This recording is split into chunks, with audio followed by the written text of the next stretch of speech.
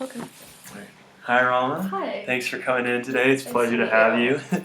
We're excited to hear about your Yeah, project. definitely. How's school going? It's going really well. All right, wrapping up the semester? Yes, I am. Good. That's good to hear. So the way this is going to work is I'm going to ask you just a couple questions.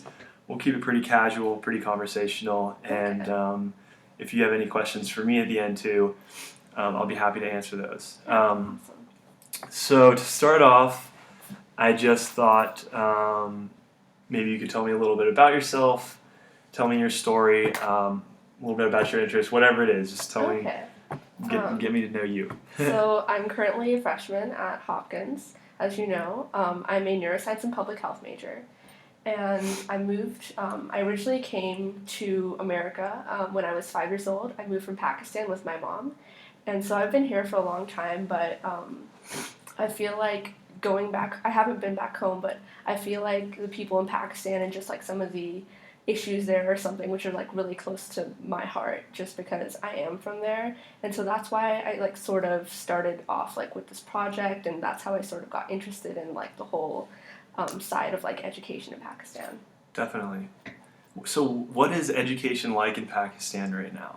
And so at the moment, it's very different from the US, of course. There are three different types of schools there. There's the public schools, which are run by the government, and those, they tend to be very different from our public schools just because there are many resources. So a lot of like the buildings, they won't have like sanitation, there won't be like blackboards or like chairs. The teachers sometimes won't even show up.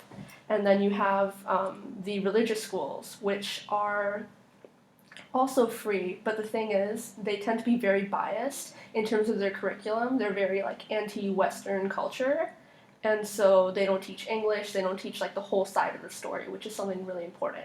And then private schools, they're extremely expensive, and only Right. about 8% of the children in Pakistan can actually like afford to go to them. So Wow. yeah. That's very interesting. But before we jump kind of into your your project and your Mm-hmm. ideas, just tell me a little bit about why you applied to the CSL fellowship and what attracts you to social entrepreneurship. I think ever since I was in like middle school and high school, I've always really liked the idea of being able to help others. I know Einstein once said, strive not to be a success, but to be of value, and that's something which really resonates with me, just because I feel like you can truly make a difference by helping others. And so I applied to this position in order to be able to make that difference for the people in Pakistan. Very well put. Couldn't agree more. um, Great. So you mentioned public education in Pakistan, very, very inadequate right now. What would you do? What is your project and what's your solution to that problem? And so I feel like in order to sort of solve this problem, the first thing we need to do is make sure that education is actually accessible. A proper education is accessible to most of the children in Pakistan. So one way, I actually have three different ways that we can, or three solutions that can be enacted to go about this. So one of them would be to go ahead and incentivize education. What that would mean is for the basically pay children and their families in order to encourage them to go to school, to get decent grades, to attend. And that's one way. Another way would be to go ahead and form a partnership with like universities in the area. I know I'm Okay. specifically looking at the Karachi Grammar School and the University of Karachi. And so I feel like that would be really beneficial, just because that way we can like further train teachers and make students more aware of the opportunities that are available to them with higher education. And then the third idea I have is to focus mostly on like student-centered learning. I know most students who are like living in poverty, they feel as if it's their fault, and a lot of times we lose them just because they give up hope. So I feel like that would be something we could address with like student-centered learning and encouraging them. Cool.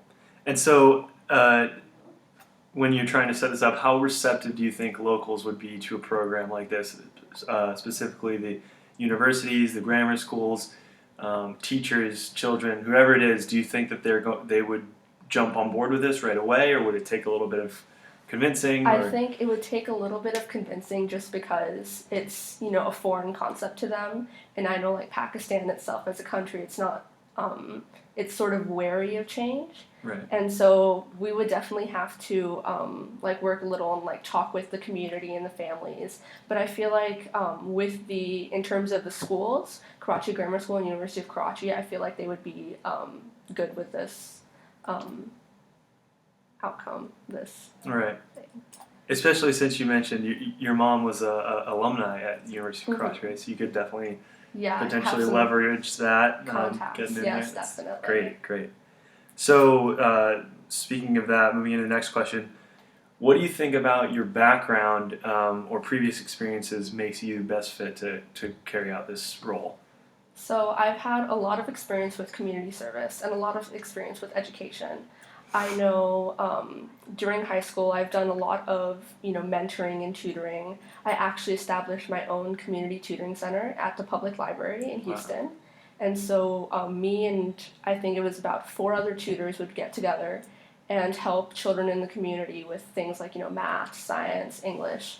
And we would usually tutor about 15 to 20 students per night. And so I feel like that's really helped me and opened up my eyes in terms of the education aspect. And another thing is, like I said before, I'm very passionate about the subject.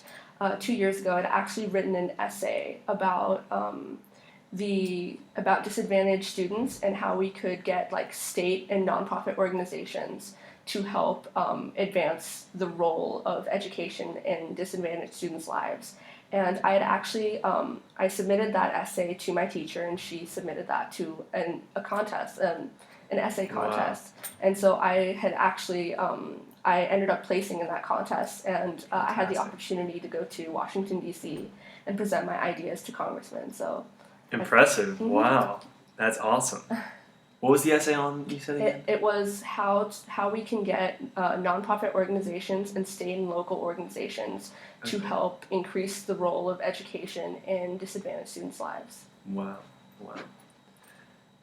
Fantastic. So just for the sake of time here, I want to ask you just a couple more questions. One thing that our board typically asks for fellows who want to do an international program or a program abroad is that, bearing in mind that the grant is $70,000, do you think that a project like this is feasible? What does the cost structure look like such that this would be affordable with that kind of money? Yeah, definitely. So I know with $70,000, it doesn't seem like much, but in Pakistan, according to the conversion rate, that's about 7 million rupees. So that's definitely a lot of money. And I've been sort of looking at the budget to see, what we could do with that.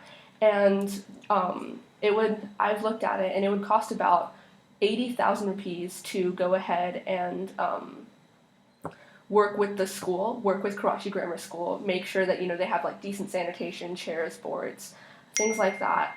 And then it would also cost about, in terms of paying students and their families, the average cost of living in Pakistan is about 3,000 rupees a year. And so, and that translates to about $40 in terms of US dollars. So if we were to give each family, about maybe, what did I just say? 40, 100. I'm sorry. No worries. If we could give them that amount of money, and then also pay teachers and incentivize them, I feel like this would be a good use of the money. Awesome. Yeah. Okay. Last one is, we here at the CSL, we work very closely with our fellows. So we just want to know, what is your managerial style like, and how well do you work with others? What do you do in that kind of role? I've had a lot of experience working with others. I've been in leadership roles in my high school in terms of student council and National Honor Society, and I really believe in making sure that whoever I'm working with, we all have one common goal, because I feel like it's not effective, to just be a dictator and go and like boss others around, but really just to inspire them. And if you're all working towards the same goal, then like the outcome has to be great, right? Definitely. Cool. Well, we're very excited about this, and we'll get back to you soon Thank you so about much. the project. And we wish you best of luck and everything Thank you so much. you do. Thanks for coming in today.